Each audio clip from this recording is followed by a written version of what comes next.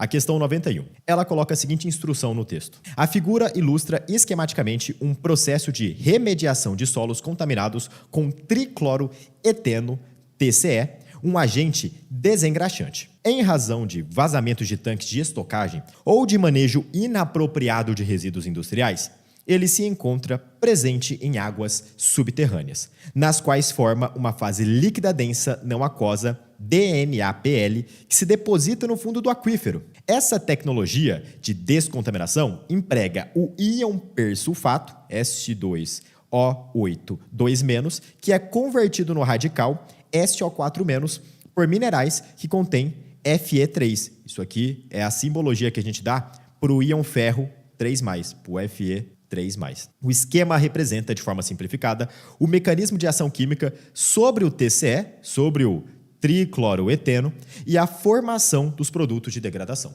Parece ser um texto complexo, mas se você observar bem, basicamente ele está descrevendo um processo de contaminação do solo por um composto, que é o composto tricloroeteno, e associado a isso, ele mostra para você que existe uma forma de você fazer a descontaminação desse solo, empregando uma técnica específica que utiliza determinados íons, como, por exemplo, o íon persulfato, que é usado para que a descontaminação seja feita. Aqui nós temos, então, um esquema representativo do que é que está acontecendo, e aí nós podemos interpretar esse esquema de que maneira? Veja, existe aqui a região do solo, de acordo com a nossa legenda, há um caminhão que contém no seu interior o nosso íon persulfato, o S2O8-.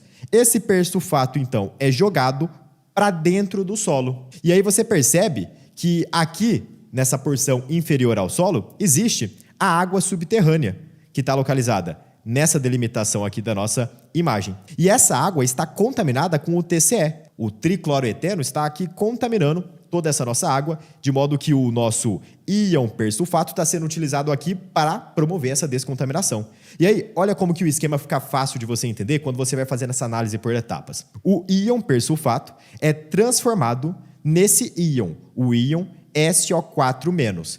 Essa reação de transformação acontece com a presença do íon ferro. E aí, quando isso acontece, olha que interessante, o íon SO4- pega aqui o nosso TCE, que é aquele composto que está promovendo a contaminação, e transforma ele em outros compostos. Faz com que ele dê origem a compostos intermediários, até que então você tenha, no final das contas, aquele TCE originando, no final de todo o processo, água, CO2 e cloreto, Cl-. Ou seja, o que era um composto tóxico que estava contaminando a água, agora virou compostos que, em tese, não são tóxicos dessa maneira. Nessa situação, vamos lá. A questão pergunta: esse procedimento de remediação de águas subterrâneas baseia-se em reações de... Ou seja, quais são as reações químicas envolvidas nesse processo? Qual é a caracterização dessas reações químicas aplicadas na remediação de águas subterrâneas? Resposta correta da nossa questão: letra A, oxirredução. E a razão para isso é muito simples. Se você observar bem, existe aqui uma reação, que é a reação do S2O8-, dando origem ao SO4-. Perceba que nessa reação existe uma mudança na carga dos nossos íons. Eu tinha um íon que possuía carga 2-, e eu originei um íon, um composto que tem uma carga igual, nesse caso, a -1. Quando você tem mudança na carga de íon numa reação química qualquer, você pode dizer que nessa reação química existe um processo de oxirredução. O conceito mais amplo de oxirredução, caso você queira anotar, é o seguinte: a reação de oxirredução é aquela na qual nós temos a mudança de NOx. Sempre que o NOx muda, você tem uma reação de oxirredução. E o que significa NOx? O NOx é o nosso famoso número de oxidação. De maneira geral, para todo e qualquer composto, os átomos que fazem parte desse composto terão um número de oxidação. Se o número de oxidação desses compostos sofrer modificação, é porque a reação que você está avaliando é uma reação de oxirredução, obrigatoriamente. Se a gente parar para analisar o que está acontecendo aqui nessa reação que eu marquei para você, você percebe o seguinte: existe uma situação antes e existe uma situação depois. Antes, nós temos 2 átomos de enxofre ligados a 8 átomos de oxigênio. E esse composto como um todo, essa nossa, entre aspas, molécula, na verdade tem uma carga resultante, uma carga resultante de 2-. Ou seja, esse composto não é um composto neutro, é na verdade um íon. Íon é o nome que a gente dá para um composto que não é neutro, que é o caso desse nosso composto aqui em questão. Mas qual que é a carga resultante dele? A carga resultante dele é esse númerozinho que vem na parte de cima, que nesse caso é o 2-. É uma carga negativa porque tem o sinal de menos acompanhando o nosso número 2. E quando você olha para o produto, para o que foi formado aqui, para o que está à direita da setinha, você tem o SO4-, que também é um íon. Por que ele é um íon? Porque ele também possui uma carga. Nesse caso, é uma carga negativa. Veja que quando a carga é -1, a gente não precisa representar 1. A gente coloca simplesmente o sinal de menos para indicar que esse composto em questão, na verdade, não é neutro. Ele é um composto que tem uma carga resultante, nesse caso, uma carga resultante igual a -1. Note que a carga resultante aqui era -2 e aqui essa carga resultante passou para -1. Se você quiser se aprofundar nessa questão, você pode ainda pensar da seguinte maneira. Veja bem, o oxigênio, aqui nesse caso, é um átomo que vai ter um NOx igual a -2. Então, o átomo de oxigênio tem um número de oxidação que vale -2. Por quê? Normalmente, quando você fala dos compostos chamados de óxidos, quando você só tem átomo de oxigênio e algum outro componente associado, o oxigênio acaba assumindo esse NOx igual a -2. Poderia ser outro valor? Poderia, se a gente estivesse falando de superóxido, de algumas outras variações. Mas na grande maioria dos casos, quando você tem só oxigênio e algum outro átomo junto, nesse caso, oxigênio e enxofre, o NOx do oxigênio vai ser igual a -2. E aí, quanto que vale o NOx do enxofre? Eu posso descobrir. Eu posso, por exemplo, falar que o enxofre, nesse caso, tem um NOx igual a X. E aí, o que tem que acontecer? O que tem que acontecer é o que eu vou descrever para você matematicamente falando agora. 2 vezes x mais -2 vezes 8 igual a -2. Essa é a reação, ou melhor, é a equação que deve ser montada a partir desse composto. O que eu fiz aqui? É bem simples. Eu basicamente peguei o número de átomos de enxofre, multipliquei pelo NOx do enxofre, que eu chamei de X, eu não sei quanto é que vale. Aí eu somei isso com o quê? Com o número de átomos de oxigênio multiplicado pelo NOx do oxigênio. O NOx do oxigênio é -2, então ficou ali embaixo -2 vezes 8, porque eu tenho 8 átomos de oxigênio. E tudo isso tem que ser igual ao quê? Tem que ser igual à carga resultante do composto. Mas a carga resultante do composto não é -2? Então eu coloco aqui do lado do sinal de menos o nosso -2.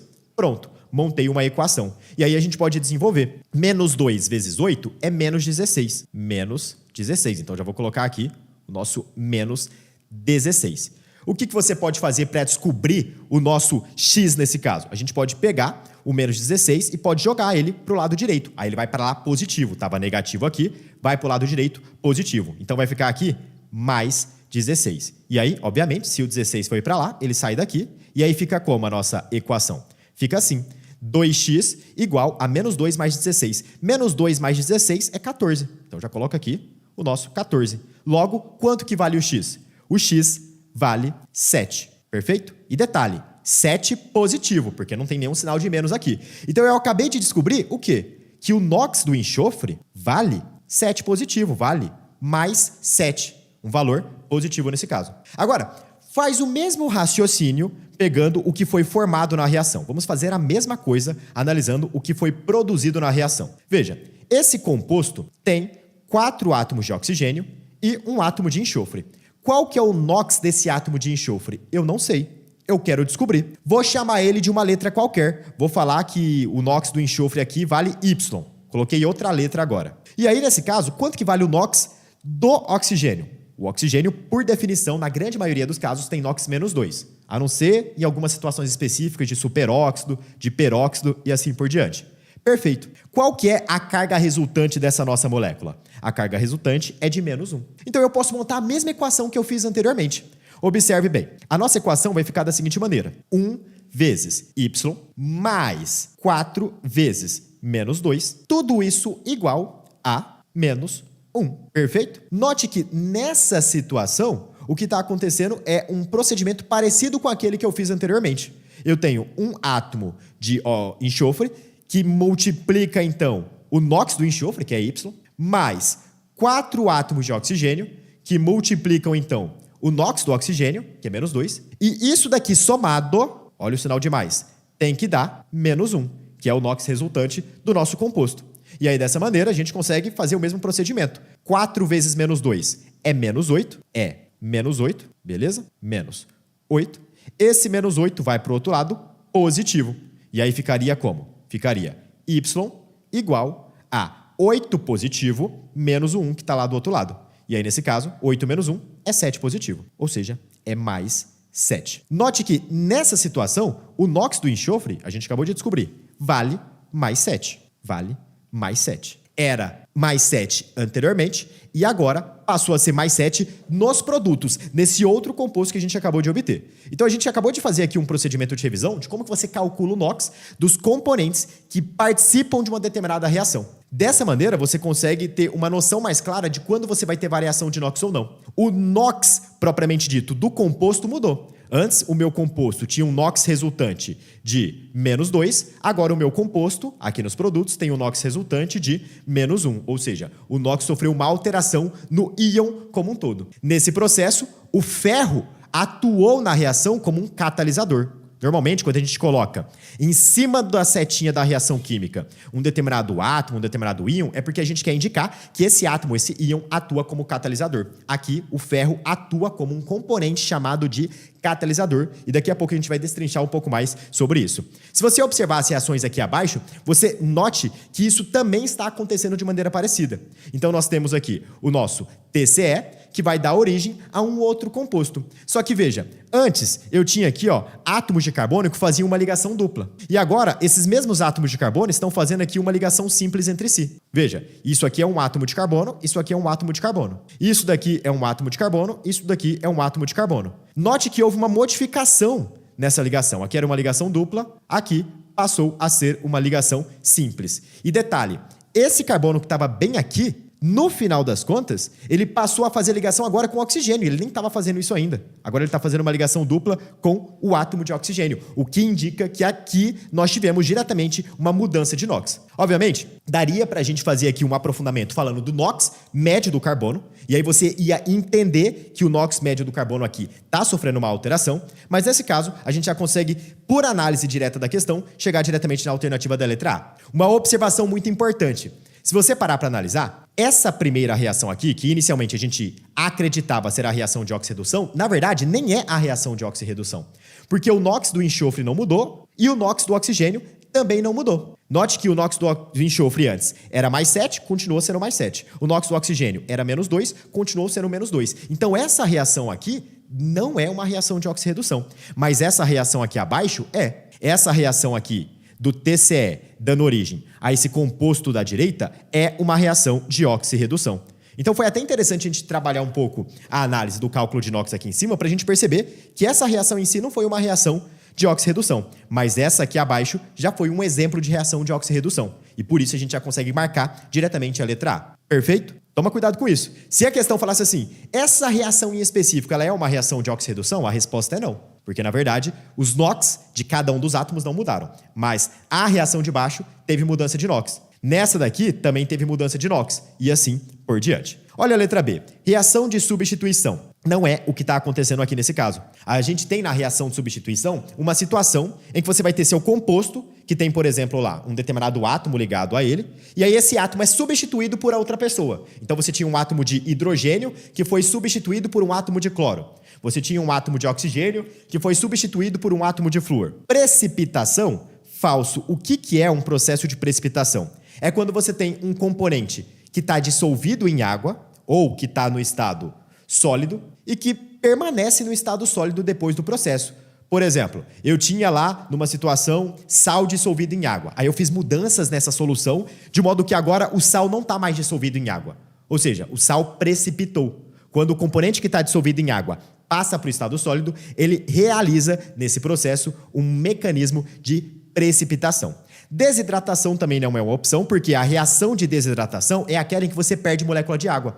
Quando você elimina a molécula de água, você está passando por um processo de desidratação, como o próprio nome sugere. E neutralização também não é, porque uma reação de neutralização é quando você pega um componente ácido, reage esse componente ácido com um componente básico, neutralizando ali aquele meio em questão. Normalmente, a reação de neutralização segue a seguinte estrutura. Um ácido vai reagir com uma base e isso vai formar para a gente sal mais água. Isso é a reação clássica de neutralização, que não é encontrada no esquema ali da nossa imagem, porque nós não estamos tendo nenhum tipo de interação ácido-base nesse caso. Por isso que a melhor opção seria a letra A. Somente analisando essa reação aqui abaixo, você já consegue perceber isso. E fiquem atentos ao seguinte, quando a questão colocar para você íons participando de reações químicas, você já pode meio que imaginar que vai ser uma reação de oxirredução. Então, olha que interessante. Aqui, na nossa reação, você tem o íon SO4- participando desse processo de transformação do TCE nesse componente aqui. E na grande maioria dos casos, quando um íon, quando um componente que tem carga negativa ou carga positiva participa de uma reação, é muito comum que essa reação seja uma reação de oxirredução. Reação de oxirredução é aquela reação que envolve variação ou mudança do número de oxidação. Esse é o primeiro conceito que a gente pode trabalhar aqui.